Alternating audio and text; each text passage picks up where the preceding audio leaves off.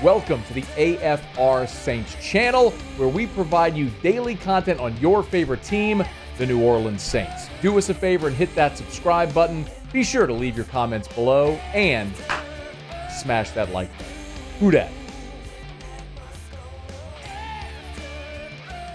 The New Orleans Saints, we now know, are hosting another of their top 30 visits. Cameron Wolfe of the NFL Network is reporting that the Saints have brought in Minnesota left tackle Aireontae Ersery for a top 30 visit. Actually, they did this earlier this month. The Kansas City Chiefs also brought in Ersery for one of their top 30, and he's got several more scheduled with 6 other teams leading up to the April 16th deadline. Again, if you're not familiar, teams can bring 30 players, a max of 30 players, to their facility for individual workouts and meetings and all that sort of stuff. So it's called your top 30.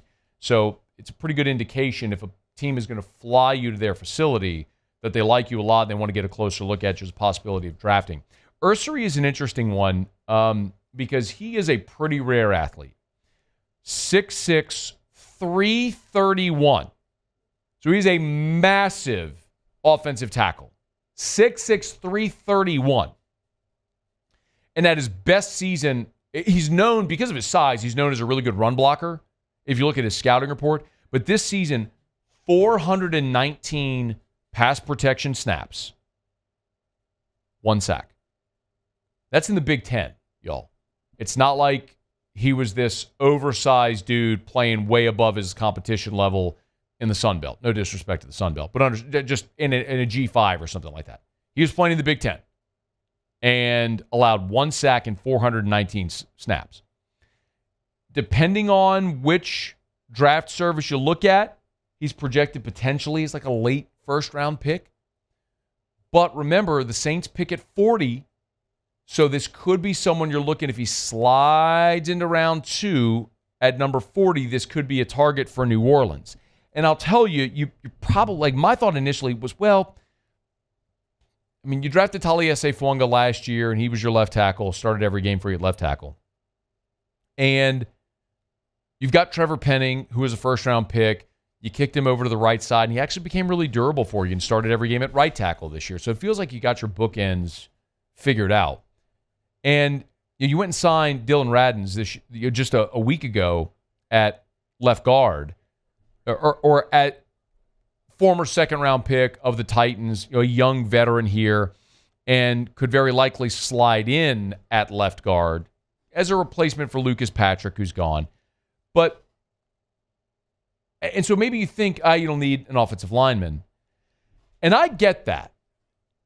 But the lesson in that conversation I learned back in 2017 that maybe you all did as well, if you agree with me, and it was the Ryan Ramczyk situation.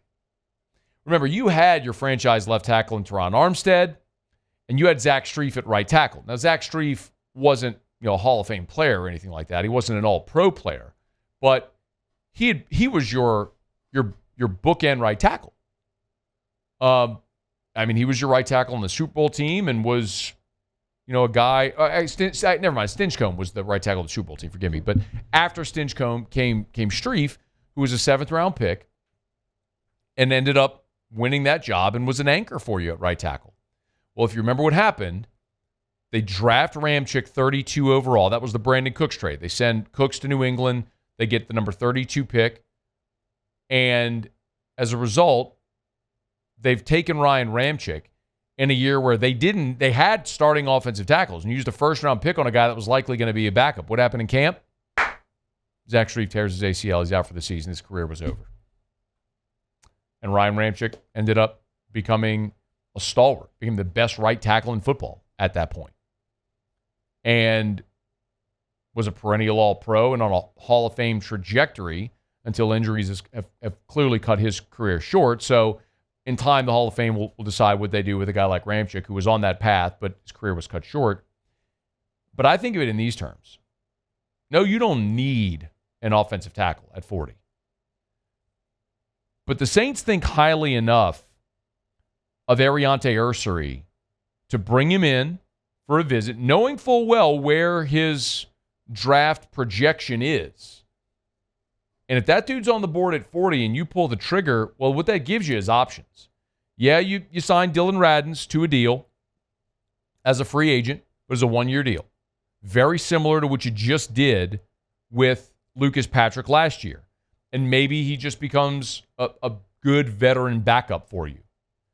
Maybe you draft a guy like Ersery who starts for you at right tackle and you move Trevor Penning to left guard. Or maybe Penning stays at tackle and Ersery wins the starting left guard job as a rookie. Now you got a young left side of the line with Fuanga and Ersery. I don't know how that's going to play out, but I guess what I'm saying is I wouldn't let the fact that you've got 2 first-round picks at tackle and you just signed Radins in free agency and you've still got Ruiz and McCoy on the interior. Like, I wouldn't let that, all the draft capital investment in that position, deter you from taking another offensive lineman.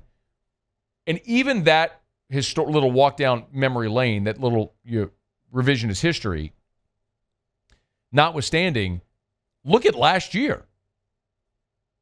Everybody on your offensive line, except Penning, ended up missing time due to injury. So, yeah, you need depth and guys that can maybe give you quality depth and be a starting caliber player. So I'm not opposed to it just because you seemingly have those spots locked up. If you've got great value at a premium position like offensive tackle, sitting for you there at 40 and you like this player, take him. Oh, by the way, the clincher potentially here for the clincher for Aireontae Ersery. You want it? I want it. What we got? Come on.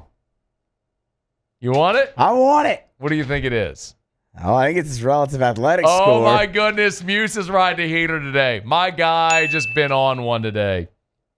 937 on the relative athletic score. Talking about Nick Martin last hour, the linebacker from Oklahoma State. He was at an 8.52, and that's it. Remember, it's on 1 to 10. 937. Man. Let's go. At 6'6". 331. Whoo. Forget number 40, Muse. Yeah. They might be pulling the trigger at 9. They might be. They might be trading up to 1 to take him. Was this guy at the Senior Bowl? I mean, if he was, it's a lock. Lock, I tell you.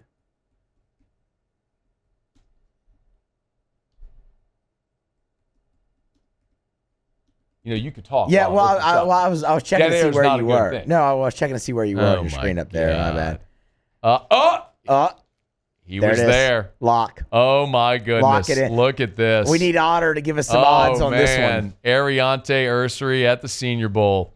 Senior Bowl. Relative athletic score 932. If only he played at Ohio State. I mean, I'm mad at myself for not going there as well. Dang it. Hey, thanks so much for watching. Please leave your comments. I love to interact, and be sure to hit the red subscribe button below.